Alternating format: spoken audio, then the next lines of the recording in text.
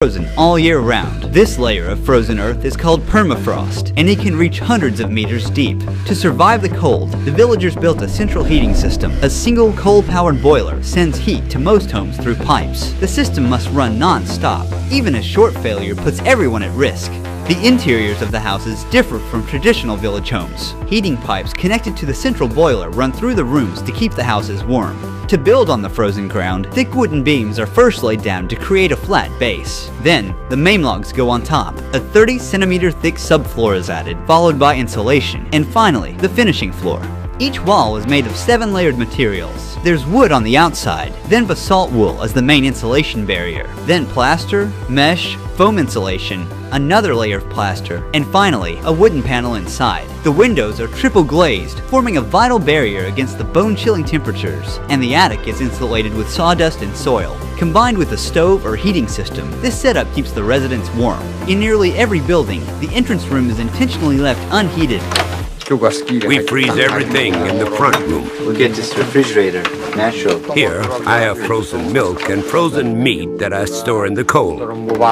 As you can see, these first 2 rooms at the entrance used for storage and as a refrigerator. These unheated rooms also serve as a buffer against the freezing cold. You can see ice and snow covering the interior of the room, especially the ceiling. In Oymyakon, the day begins early. Yevdokia is already at the barn. Cattle farmers here wrap a cloth around the cow's udder to protect the sensitive tissue from frostbite and to keep it clean.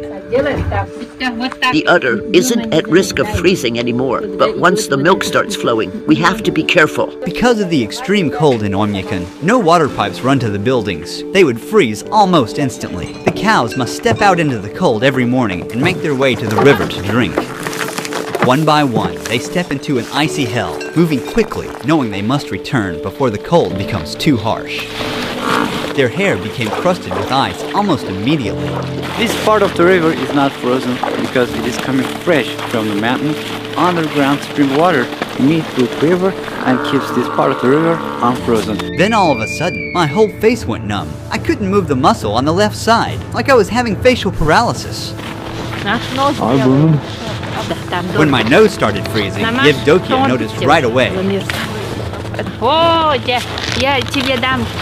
Is it frostbite?